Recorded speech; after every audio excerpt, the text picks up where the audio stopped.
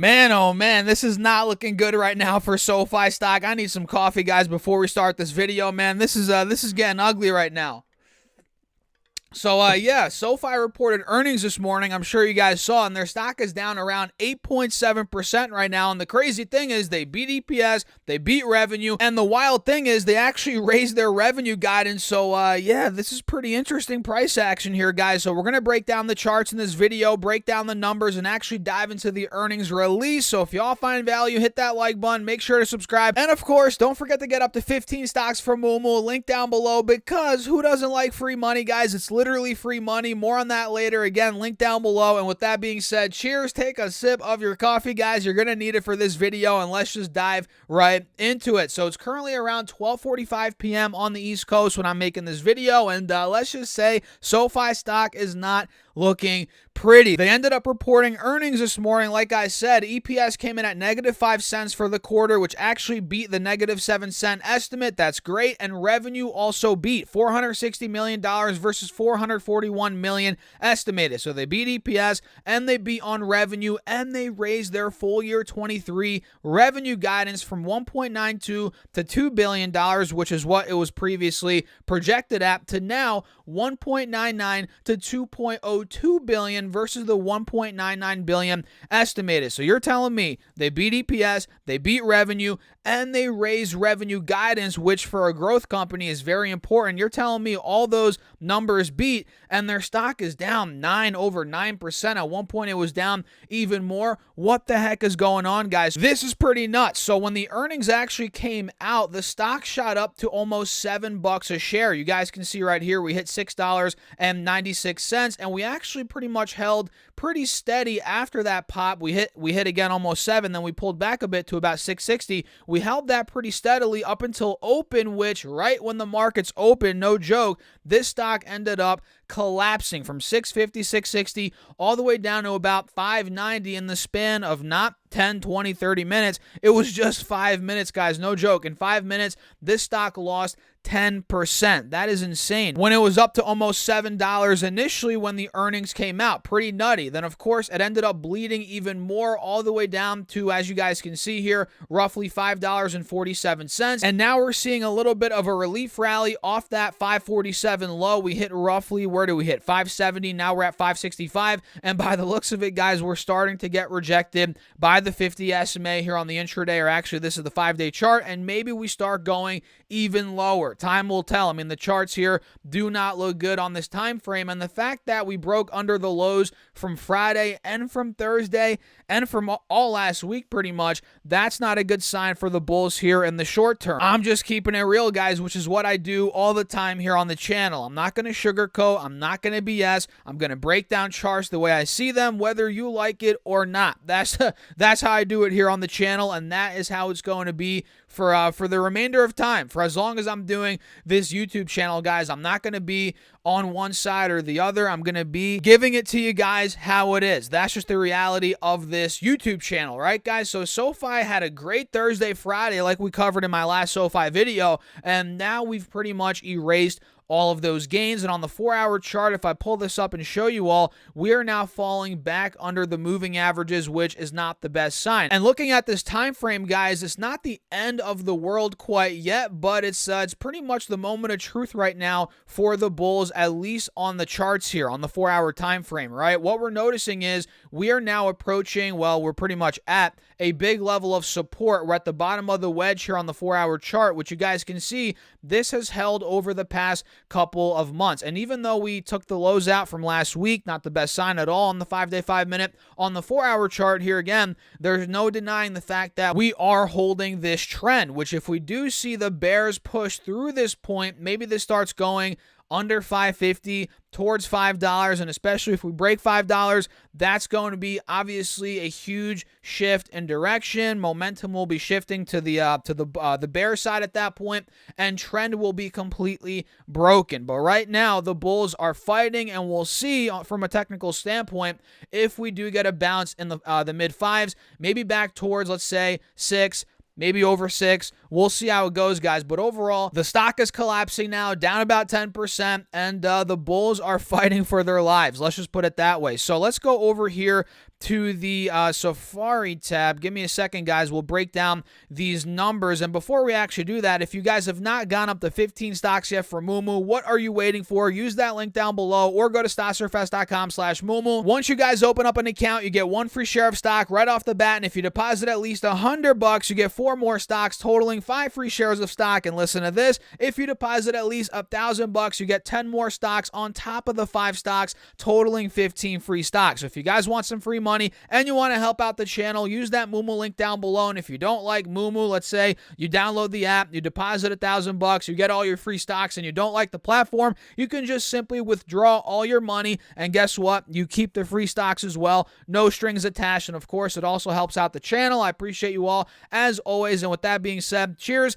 Let's talk about these numbers. So like we mentioned, they beat EPS, they beat revenue, they raised their guidance, which is all nice and dandy. And by the looks of it, their members are still growing as well. You guys can see here at the top, they added 433,000 new members in Q1, bringing the total to 5.7 million. And that's pretty good growth there, guys. You can see 46% growth in members year over year. Last year, it looks like in Q1 of 2022, they had 408,000 new members, and they just added 433,000 new members, like I said, bringing their total up to 5.6 million, where last year, I believe, let's see, Q1 2022, they were at 3.8 million members. So the growth over the last year and the last couple of years on SoFi for SoFi in terms of members is remarkable. I mean, back in Q1 2020, they had 1 million members, which is a lot. Now, again, like I said, they're at 5.5, 5.6, almost 5.7 million members, and it does not look like the growth, well, it is slowing down a little bit. I mean, a good chunk back in 2021,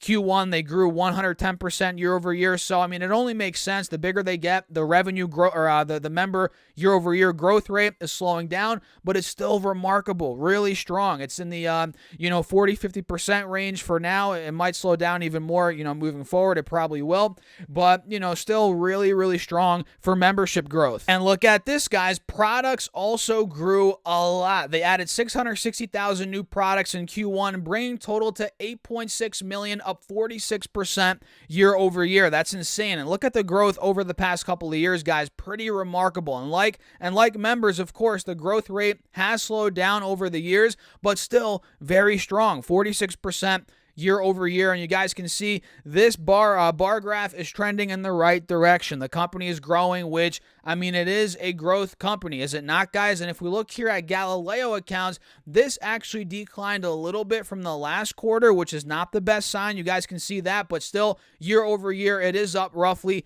15%. That's 15%. And that is roughly at what, 126 million right now in accounts. Last quarter, it was at 131 million. And last year, Q1 2022, it was at 110 million. So that growth rate has slowed down a lot. I mean, back in Q2 2021, it was at 119%. As you guys can see down here, you guys see that 81% Q3 2021, and really it's been declining ever since, now to 15%. We'll see if that spikes up again. Maybe, maybe not. I don't know. But either way, it's growing 15% year over year. Not too bad there for Galileo accounts. And of course, we're seeing growth in lending and financial services products. Lending products is up 24% year over year to 1.4 million. We have financial services products up 51% year over year to 7.1 million. Coming down here a little bit more, you guys can see financial services productivity loop, which we're not going to get too deep into in this video. Coming down a little bit more here, quarterly performance, quarterly adjusted net revenue, $460 million for Q1 2023. You guys can see the nice growth there over the last couple of quarters. And of course, you can also see the growth here for quarterly adjusted EBITDA, looking pretty good here over the last couple of quarters. And like I said earlier in this video, they raised their guidance for adjusted net revenue, pretty solid there. You guys can see that slide. And they also, did they raise their non-GAAP guidance? Let me see here. They expect to deliver 470 to 480 million in adjusted net revenue and 50 to 60 million in adjusted EBITDA. That's for the next quarter. Not bad there for the company. And coming down here a little bit more, full year 2023, this is what we talked about earlier in this video. They expect to deliver 1.95 to 2.02 billion in adjusted net revenue and 268 to 288 million in adjusted EBITDA at a 30% incremental EBITDA margin. Pretty strong there. And coming down a little bit more, I want to take a look at their balance sheet very quickly, guys. Let me see here. And actually, this is very, very valuable information right here, which maybe we don't have enough time to get into, but this is actually their lending segment. We have student loan originations, personal loan originations, which of course, guys, they've been giving a lot of personal loans out. A lot of people use SoFi for debt consolidation, right? Let's say you have a bunch of credit cards at high interest rates. You can take a personal loan out from SoFi, and then you can, of course, pay off your debts and get a lower rate from the personal loan from SoFi. Let's say it's 10%, 15%, depending on your credit and a bunch of other factors. That's a big chunk of it, guys, and maybe we'll make a video on that later on. Probably not today, but maybe at some point later this week, diving a little bit deeper into that. But overall, guys, look, I can't pinpoint a single reason why the stock is falling. Maybe earnings weren't as good as expected. Maybe the stock ran up too much into the earnings, so now we're seeing a little bit of a retracement because a lot of the earnings maybe were already priced into the stock. And that's the crazy thing about the stock market, right, guys? We can beat EPS, we can beat revenue, we can have great guidance, we can see great segment growth, we can see a lot of growth across the business, right? And that doesn't necessarily mean the stock is going to go to the moon. That's not how it works necessarily, right, guys? Crazy how it works. I mean, we could see great numbers, great growth. Stocks could still go down. These stocks could still go down, which in this case, SoFi is going down after raising guidance, beating EPS, beating revenue. The growth numbers are good. Maybe not Galileo accounts. That could be a reason why we are seeing a drop, but that was probably already priced in because that was a known event most likely, right? I mean, I don't know. What do you guys think? Let me know down below in the comments. But as of now, we are testing, like I said, the bottom of the wedge here on the 4-hour chart, and it's a moment of truth, the moment of truth for the bulls, at least in my opinion. So if y'all found value in the video, hit the like button, make sure to subscribe, and let me know your thoughts in the comments. Do you own SoFi? I'm looking to maybe buy it if we hold right around 575, 560, this general range. If we get a pop, there could be a relief rally type play here in SoFi. That's what I'm looking for. And don't forget to get up to 15 stocks for Moomoo, link down below. Once you open up an account, you get 1 free share of stock. Once you deposit at least $100, you get 4 more stocks. And if you deposit at least $1,000, guys, are you ready for this? You get 10 more stocks on top of the 5 stocks, totaling 15 free stocks. And of course, all those links down below, the Moomoo link, the Weibo link, the Patreon, all of those help out the channel. And with that being said, cheers, guys. I appreciate you all for tuning in. As always, I'll catch you in the next video. And man, oh man, am I jacked up on caffeine. This is actually my second double espresso on the day. Honestly, I might need a third. I don't know. But with that being said, I'll see you later.